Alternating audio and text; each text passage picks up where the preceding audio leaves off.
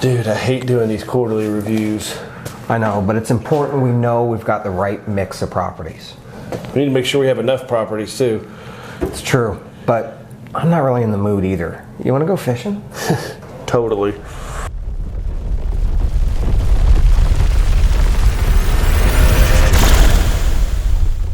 Don't you dare touch those fishing poles. I need you two working. I'm enjoying my life on the beach with my wife and kids, living high on the fat rental income you two provided. Don't screw this up. Yeah, go through those files, get rid of any bad ones, and replace them with 3 properties. We want lots of rentals. I could be poolside watching the NBA Finals, but we got to come back and make sure you two are doing your jobs. NBA Finals. This will be the 10th year in a row they win the championship. Good point. Let's have them bet on it. Hey, bet on... No! You want to go fishing instead? Yeah. All right, let's do it. Wait, you stay in here and everything goes, sorry. Yeah, look at each other.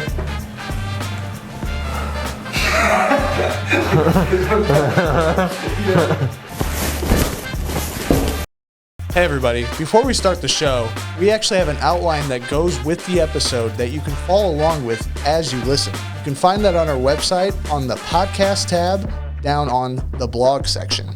And while you're there, also check out the education tab that has some resources to help you save some money and learn a little bit about investing. Also, while you're there, check out the merchandise tab and check out this sweet new merchandise we got so you can rep the Homeboys everywhere you go. Enjoy this episode. Happy investing.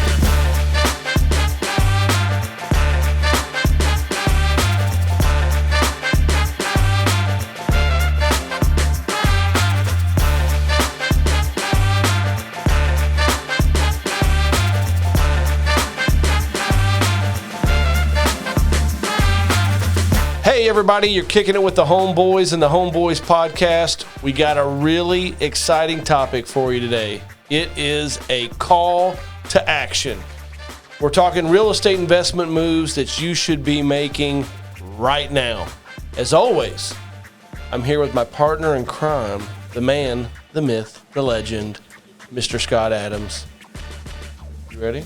I'm ready, man. Glad to be here with you. What are we going to be talking about today? Well, we're gonna start by explaining what a beginning investor should do right now. Someone who hasn't taken the dive into real estate yet. We're going to then talk about what intermediate investors should do. So anyone who owns, say, 1 to 10 rental properties is kind of in the game, as they say. Sure. What they should do. And then we're going to also add some tips at the end for an advanced investor, someone like us who owns a lot of real estate, commercial properties, residential properties.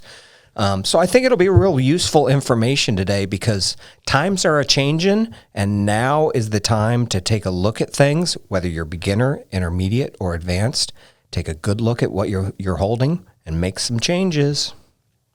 I love it, man. Yeah. We've been doing a lot of recording today. We've done some different social media clips and stuff. We're working it hard out there, bringing it to the people, trying to provide some financial literacy. But I'm a little fatigued at the moment. But I'm excited to be talking about this. Yeah, I was feeling pretty fatigued until I started. Now I got myself all worked up about this because this is an interesting thing. It's something that you and I are in the midst of doing ourselves. So we just took a look at our entire holdings portfolio and are really focused on cleaning up some things that we have let sit there, to be honest. We've bought some buildings, we've bought some land, and then we just said, yeah, we'll get to that someday. Well, that someday needs to be now. We've also added a lot of properties to our portfolio in the last few weeks. We've added 3 duplexes, 2 houses. There's just a lot of holdings that we're trying to clean up to be ready for what we think is coming with kind of a shift in the economy and the inflation that's already here. Got some big developments starting too, which has got me all stoked up. Yeah. One in my hometown of Rockport, Indiana, just outside of Evansville, southern part of the state, and we're doing it with a couple of our good friends down there, and just lots of exciting things. But it is amazing how messy things can get, how quick. We don't want to pass up deals, ever. Right.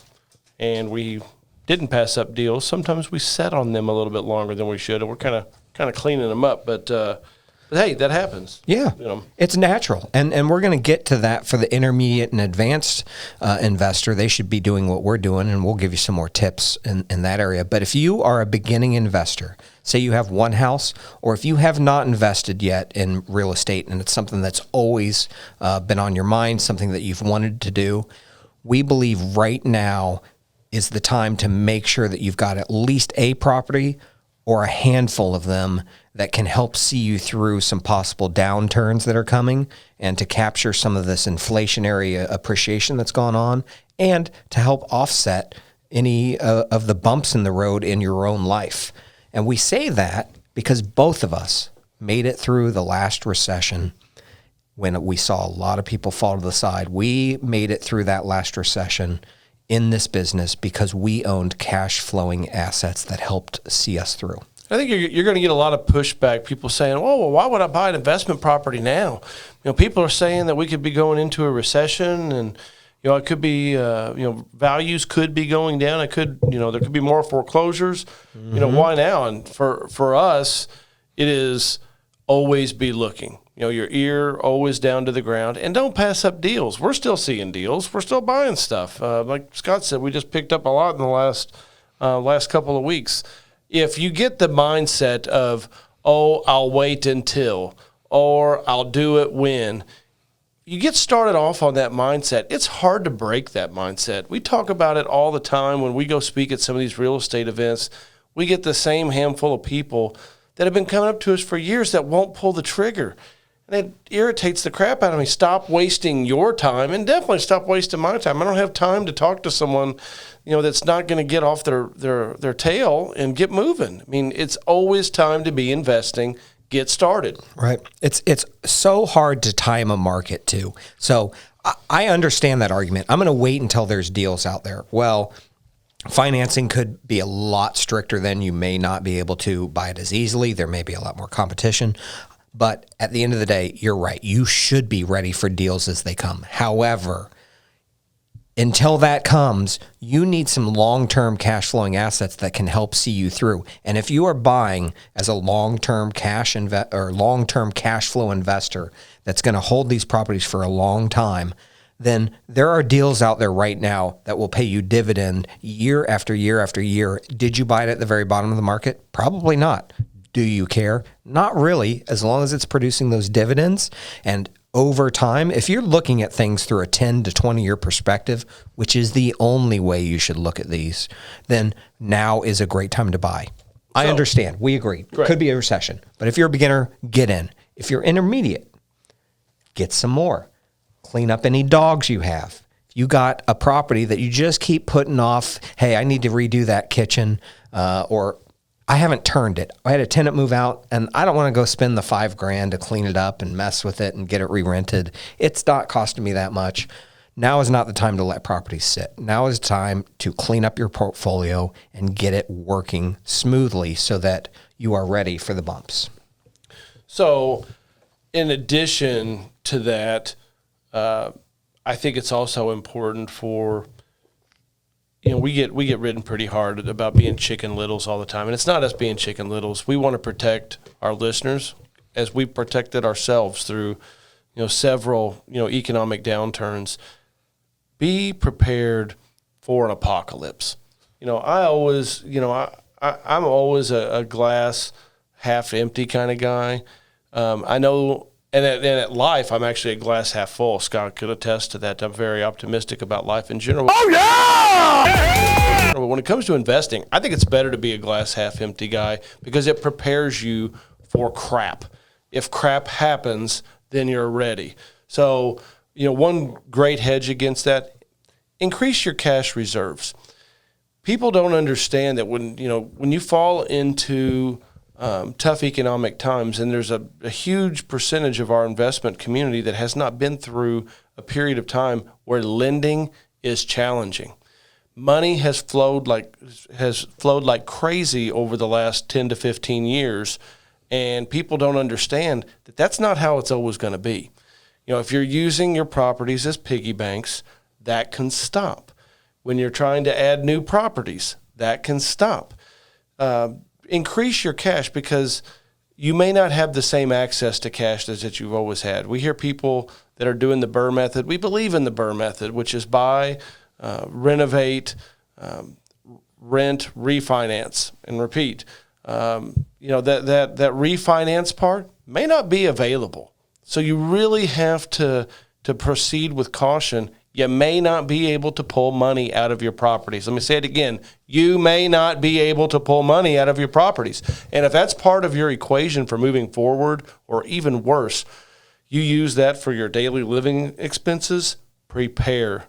It could get ugly. Money is not always going to flow, this easy. Yeah, I wish someone had told me that before the first Great Recession that I went through. I got really lucky because I happened to have, as Clint knows, I unloaded all of my dogs before that because I had some life changes and I was pretty unhappy. And I unloaded a portfolio of garbage properties, and I would have been sunken had I not done that. And I didn't have a crystal ball. I just got lucky. I happened to sell them before it happened.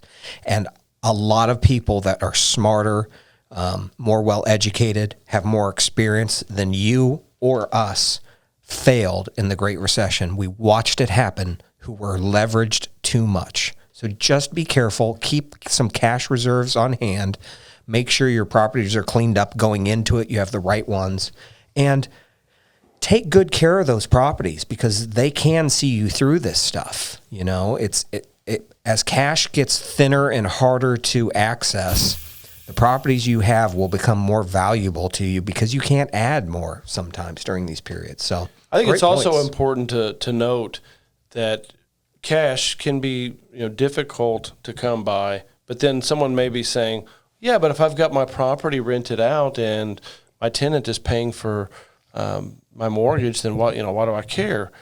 Also be cautious of during these particular times, more people can't pay their rent. Because of that, maintenance is higher. Your entire operating costs change during recessions. I watched it during the Great Recession, and it's a phenomenon that a lot of people don't understand. Money gets slow. Rents are more likely not to be paid. Most of them still are, but the percentage, goes up, which will increase your maintenance also. Be prepared for an apocalypse.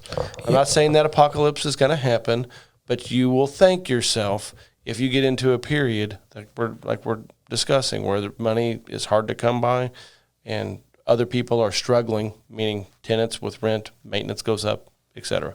Yeah, so a recession can be a very interesting time as a landlord and property owner because there's a couple of things that can happen that are kind of surprising. A, your rental demand could possibly go up. There's a lot less people who can afford to buy houses, a lot more people moving into rentals. We're already seeing that across the board, across the country right now. But at the same time, the tenant delinquency rate goes up. So you have more demand, but your tenants are more likely to be behind or to fail to pay. So it's a good thing to have those properties because you're going to have enough tenants out there to keep them filled. But it is a little bumpier. It just is. There's more bumps in the road with that. So that's a great point. And the bumps could last for a while, too. Yep. I think it's important to mention that, recessionary times, it doesn't mean it's going to be 2 months, 6 months, or even a year.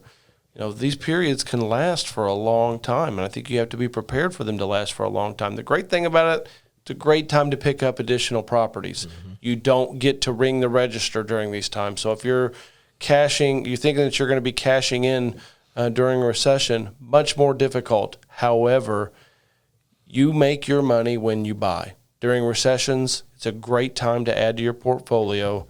You'll be able to ring that register later. The recession, or even just a small downturn or bear market, whatever you want to say, it could last 4 years, 5 years. Be prepared for it. Nobody has a crystal ball, but it can happen. Yeah, and again, having rental properties through that is an amazing experience. We've experienced ourselves. Clint really dove in starting in 2008 into client management of rental properties for his clients. He had a lot of clients who were flippers at the time, and he began managing those properties. That's how he got his first toe in the water of managing other people's properties. And they immediately accidentally discovered how wonderful rental properties are, a lot of them. It's you can flip a property and make some cash, and it's great, but a rental property keeps on paying those dividends year after year after year. You get the bonus of appreciation over a large period of time. Never count on it for short periods. And we don't sell on appreciation period anyway, but that's a little bonus that comes. The tenant's paying down your mortgage. You can ride out these recessions where everyone else is freaking out, and you can be smooth. It's amazing how much easier it smooths out life. We both went through periods in the last recession where we didn't take paychecks for years, for over a year for me, and over a year for you. I'd say it's probably closer to. I mean, that would take something here and there, but not a defined paycheck. Right. And we had several years, and we had cash flowing rental properties that could see us through. Now we don't take, but the bulk of my wealth was made during that time. Right. Mm-hmm.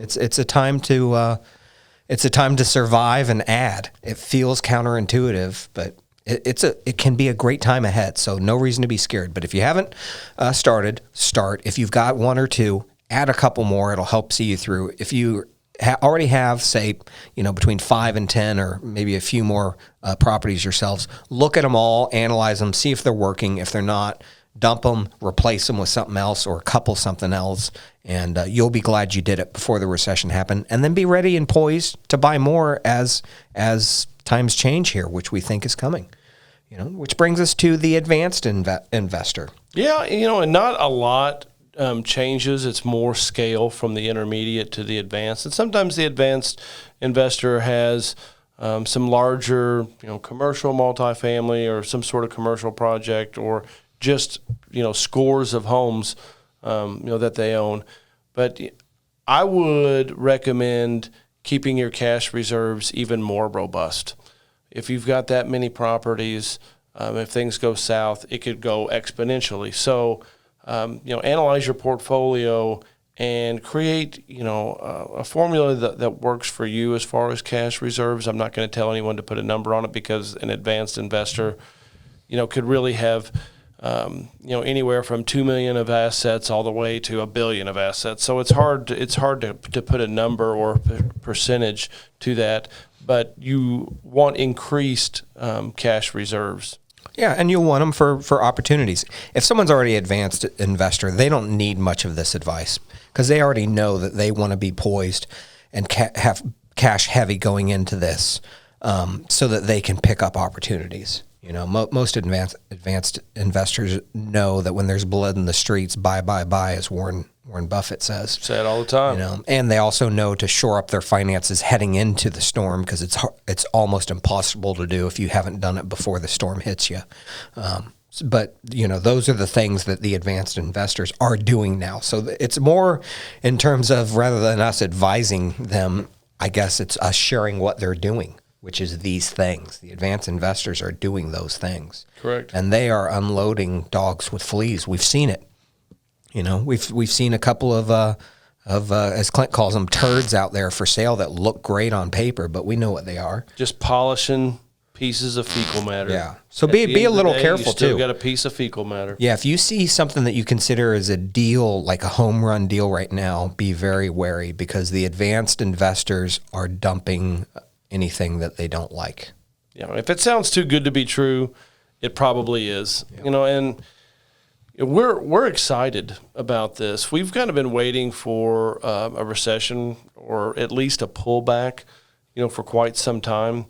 It's been exceptionally hard for the beginning, intermediate, or advanced investor to keep up with the competition. We've had Wall Street landlords. We've just had a multitude of people flooding the market that claim to be real estate experts. It makes it more difficult for any season of real estate investor. So we've been kind of waiting for that pullback. I don't want it to sound like I'm wanting people to not succeed in real estate. That is not true. We are huge advocates in growing the kingdom and making sure that as many people succeed as possible. We really want to take our knowledge and give it to the next generation and help them to achieve generational financial wealth.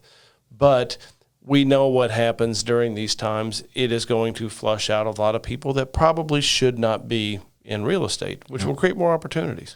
Or we're operating in the wrong way. And for anyone who's kind of a younger investor and hasn't been through a recessionary period, just keep in mind, recessionary periods, most economists will tell you, are a healthy part of an economic cycle, that they are needed, that they do some good out there. It's natural selection at work. It thins the market. It corrects a lot of things that have gone. It corrects things that should not be the way they are right now. At the same time, again, like Clint said, we don't like seeing people hurt, but don't be scared of what's coming. Just get ready, clean things up, add some properties, keep your cash on hand. It's that simple. Keep listening to the Homeboys. That's our podcast for this week. We want to help as many people as possible. So, hey, keep listening to the Homeboys. We're on your team. We want to help you. Check us out at homeboyspodcast.com. We're going to keep cranking this stuff out, baby. Till next time, happy investing. Man, even on E, We got through it. If you would like to be first in line to have the curtain pulled back and see the latest investment properties and projects that the Homeboys are investing in, please click the link below and sign up today. When we invest in real estate, we always buy and build extra properties in order to have some for people just like you. So if you're interested in investing in the same great cash flowing rentals that we invest in, click the link below and sign up. Every Monday, you'll get an email sneak peek into our operations, videos of our latest projects, and first pick at all available properties. The Homeboys built financial freedom from nothing, and so can you. The door is open. Sign up today.